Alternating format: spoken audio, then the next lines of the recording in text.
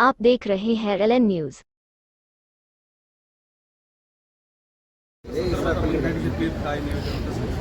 शिवसेनेच्या वतीनं संपूर्ण मराठवाड्यात आज जनआंदोलन सुरू करण्यात आलेलं आहे। सरकारने विधानसभा निवडणुकीच्या वेळेस कर्जमुक्तीचं आश्वासन दिलेलं, हमी भावाचं आश्वासन दिलेलं, SC/STच्या माध्यमातून शेतकऱ्याचा बी बियाणे आणि खताचा परतावा द्यायचं ठरवलेलं, पीक विम्याच्या बाबतीत काही धोरण ठरवलं होतं ते बदललं गेलं, हर घर जलजीवन योजनेचा पूर्ण बोजवारा उडालेला आहे, लाडक्या बहिणींना 2100 रुपये देण्याचं वचन दिलं होतं। आणि मला वाटतं हे सगळ्या गोष्टी त्यांनी वादे केले होते, परंतु एकही वादा पूर्ण होत नाही। कर्जमुक्ती तर एकीकडे राज्याचे उपमुख्यमंत्री म्हणतात आम्ही हे बोललेलोच नाही, दुसरे पक्ष बोलायला तयार नाही। लाडक्या बहिणीचे कमी करत गेलेले आहे। पीक विमा जवळपास बंद केले जमाय, वर्षातून एकदा तोही कापणी प्रयोगावर आधारित कोणतंही नुकसान झालं, नैसर्गिक आपत्ती आली तर पीक विमा मिळणार नाही। हमी भाव परवाच्या दिवशी जाहीर झाला, तो सोयाबीनचा जे 6000 रुपयाचं आश्वासन देशाच्या पंतप्रधान दिलेलं असताना आता 5300 काहीतरी हातवा गेला। थोडक्यात या सरकारला क्या हुआ तेरा वादा हा प्रश्न आम्ही या आंदोलनाच्या निमित्तानं विचारतोय। कारण या सरकारने नुसते वादे तर केले, पण ते सगळे खोटे वादे केलेले आहेत। त्यामुळे शिवसेना शेतकऱ्यांच्या हितासाठी रस्त्यावर उतरली। कशा पद्धतीनं संपूर्ण राज्यामध्ये आत्ताच्या घडीला मराठवाडा व्यापी निश्चित राज्याचं आहे, परंतु आज आम्ही फार गाव पातळीपासून तलाठी ग्रामविकास अधिकाऱ्यापासून कलेक्टर विभागीय आयुक्तापर्यंत सगळ्यांना भेटतात आमचे शिवसैनिक। एक निवेदन दिलं कारण सुरुवात उद्या आम्ही सत्ताधारी पक्षाचे जेवढे आमदार खासदार मंत्री असेल यांच्या घरी वाजत गाजत जाणार आहोत आणि हे निवेदन देणार आहोत। नंतर आम्ही गाव पातळीवर जनजागृती प्रत्येक तालुक्यामध्ये जवळपास एक 25 गाव बैठका, सभा नाही गाव बैठका ठेवलेल्या आहे। आणि मराठवाड्यामध्ये 72 तालुक्यात 25 जर बैठका झाल्या तर मला असं वाटतं जवळपास 1800-1900 सभा संपूर्ण मराठवाड्यात होतील।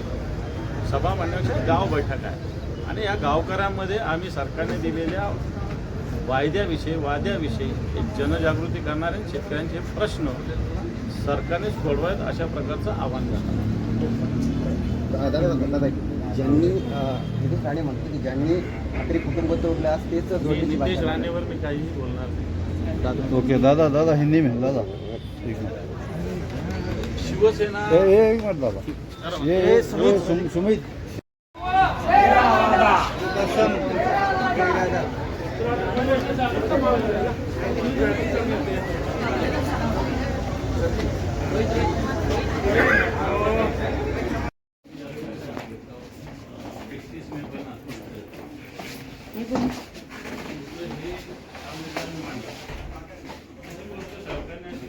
घोषणा केली होती जो खत किंवा बी बियाणे होते त्याचा जो SC/ST आहे तो अनुदानाच्या स्वरूपात आम्ही परत करू अशा पद्धतीने मुख्यमंत्र्यांनी घोषणा केली होती।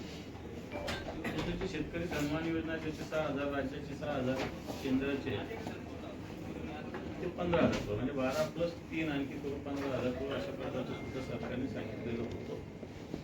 परंतु हेही झाले नाही, उलट अजित पवार असं बोलले की आम्ही कधी शेतकऱ्याला कर्जमुक्ती देऊ असं बोललेलो नव्हतो। प्रत्यक्षात त्यांनी जॉईंटली सगळं जे संकल्पपत्र केलं नमक काढलं त्याच्यात हे सगळ्या गोष्टी दिलेल्या आहेत।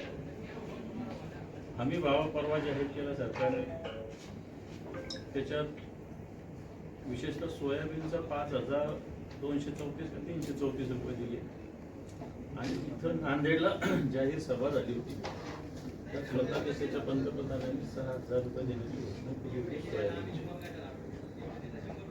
हा काही दिलेला नाही। एक दुसरी गोष्ट, काल परवा तेल बिया जे आयात केल्या जातात देशात त्याचा अबकारी कर म्हणजे आता आयात जास्त होईल। आता आयात जास्त झाली तर मग हा हमी भाव तर दूरच, पण त्यातला कमीत कमी सुद्धा भाव मिळायला नाही मिळेल अशा प्रकारची आमच्या मनात शंका आहे। तशी पीक विमा योजना सरकारने जाहीर झाली, आतापर्यंत ही योजना पाऊस आला, पाणी आलं, अवकाळी आलं तर पीक विमा देत होतो, आम्ही तुम्हाला बोलत होतो। करा, मी पंचनामा करा बोलतो. आता सरकारने पीक कापणी प्रयोगावर वर्षातून एकदाच विमा द्यायचा निर्णय घेतलेला आहे. मला वाटतं तो अतिशय धोकादायक आहे. म्हणजे उद्या आता समजा आता आपल्याकडे अवकाळी झाले, जवळपास पूर्ण महाराष्ट्राचा विचार केला तर 55,000 हेक्टर जमिनीला त्याचं नुकसान झालं. आधीचे असतं तर याच्यात पीक विमा सुद्धा मिळू शकतो. पीक विमा काय पीक उभा असल्यावर मिळावा अशातलं काही लागली. माझ्या खळ्यामध्ये एखादा माल मी काढला आणि तो भिजला खराब झाला तर पीक विमा मिळत होता, परंतु ते सरकारने बंद केलं आहे. दुसरी गोष्ट, सरकारने एक घोषणा केली होती ग्रामीण भागातील 45,000 गावामध्ये पानंद रस्ते करू. जे पानंद रस्ते जुने त्याचाच अजून पैसे दिले गेले नाही. त्याला कारण तुम्हालाही चांगलं माहिती, मलाही चांगलं माहिती आहे. पण त्या 45,000 गावात पानंद रस्त्याचं कोणतेही काम झालेलं अजून नाही. दुसरं, आमचं सरकारने एक घोषणा केली तर अन्नदाता बनेल ऊर्जादाता, अशी घोषणा केली. आता ऊर्जेची जर परिस्थिती बघितली, त्याच्याकडे आता MSCBचं कनेक्शन आहे, त्याला सौर ऊर्जेचं काही मिळत नाही. आणि सौर ऊर्जेचे सुद्धा जे पंपासाठी रजिस्ट्रेशन दिलेलं आहे सरकारने, मागेल त्याला सौर ऊर्जा पंप म्हटलं, परंतु 6-6 महिने पैसे भरून सौर ऊर्जेचे पंप अजूनही मिळालेले नाही. खूप लोकांना म्हणजे मिळालेलेच नाही. अजून सरकारची एजन्सी टेंडर्सच निघाले नाही, अजून टेंडर काढणार वगैरे करणार. अतुल सारांकडे ते खाता आलं, अतुल सारांनी मला त्यातली डिटेल माहिती दिली. लोड शेडिंग मोठ्या प्रमाणात चालू, त्याच्यामुळे अन्नदाता बनेल ऊर्जादाता ही योजना नावालाच राहिली. दुसरं, हर घर जल अशी घोषणा सरकारने केलेली आहे.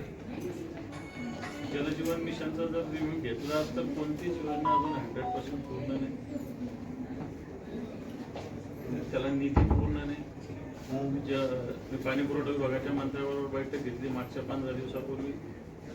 त्यांनी खाजगीत मला सगळी स्थिती सांगितली, आर्थिक स्थिती काय आहे, फायनान्स किंवा फाईल गेलेल्या अजूनही मंजूर झाल्या नाही. जवळपास आपल्या जिल्ह्यातल्या माझ्या माहितीप्रमाणे 945 योजना तशा आहेत. हर घर छतचं पण तशी स्थिती आहे की जे घरकुलाचे निधी सगळीकडे बाकी आहे. ग्रामीण भागात आता 50,000 रुपये वाढवले, परंतु हर घर छत जी 2016ला योजना झाली ती 2022ला पण पूर्ण म्हटलं होतं. हे आत्तापर्यंत 2025ला सुद्धा 10% वर अजून हे पोहोचलेलं नाही. बाकी बरेच विषय, परंतु सगळ्यात महत्त्वाचा फायनल मराठवाड्यातला विषय असा की मराठवाडा वॉटर ग्रीड याच्याविषयी 16 सप्टेंबर 2023 मराठवाड्याची मंत्रिमंडळाची बैठक झाली होती. मराठवाडा वॉटर ग्रीडसाठी 46,000 कोटी रुपये देण्याची घोषणा झाली होती. मराठवाड्याचा तो महत्त्वाचा मुद्दा आहे. मराठवाड्यात कुठे फिरत असताना मराठवाडा आता दुष्काळमुक्त होईल, मराठवाडा वॉटर ग्रीड येणार आहे अशा घोषणा करतात. आता लोकांना खऱ्या वाटत असतील, खोट्या वाटत, पण मोठा पाठपुरा करून आत्ताशी सर्वेक्षणाला माझ्या माहितीनुसार 61 कोटी रुपये सर्वेक्षणाला.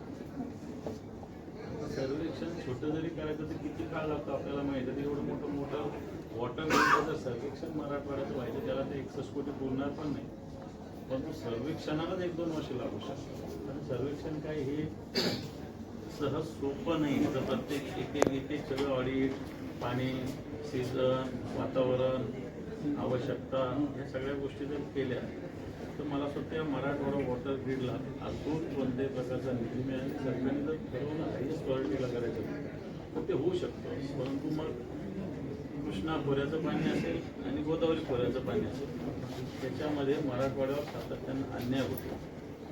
आणि या दोन्ही खोऱ्यातून आता परवा मारतो मुख्यमंत्री धाराशिवला की सोलापूरला आले होते, त्यांनी कृष्णा खोऱ्यातून मराठवाड्याला इतकं TMC पाणी मिळणार अशी घोषणा केली. अजून काहीच कुठे मिळणार एवढं 11 TMC 12 TMC पाणी म्हणजे काय सोपं आहे काय? आणि म्हणून मराठवाड्याला या बाबतीत सरकार फसवतंय असं आमचं म्हणणं आहे. मग गोदावरी खोऱ्यातलं पाणी असेल किंवा कृष्णा खोऱ्यातलं पाणी असेल, असं ते फसवणूक होती. आणि म्हणून सरकारने या सगळ्या घोषणा केल्या. शिवसेनेनं आजपासून सिंपल, आम्ही समजा आज निवेदन देणार आहे, उद्या आम्ही सत्ताधारी पक्षाच्या मंत्र्यांना, आमदारांना वाजत गाजत जाऊन भेटणार आहे. नंतर आमच्या सभा आहे प्रत्येक गावात 5-5 असे. मराठवाड्यामध्ये जवळपास आम्ही 700-800 सभा करणार आहे सगळे मिळून. आणि तारखेला आम्ही तालुका स्तरावर आमचे बैलगाड्यांचे मोर्चे, 12 तारखेला आम्ही जिल्ह्याच्या स्तरावर चक्काजाम आंदोलन करणार आहे. आमची विनंती की तुम्ही इथं शासनाचे प्रतिनिधी आहात, आम्ही पत्र तसं मुख्यमंत्र्यांना उपमुख्यमंत्र्यांच्या नावाने दिलेलं आहे. आप देख रहे हैं औरंगाबाद LN न्यूज. लाइक करे, सब्सक्राइब करे और शेयर करे.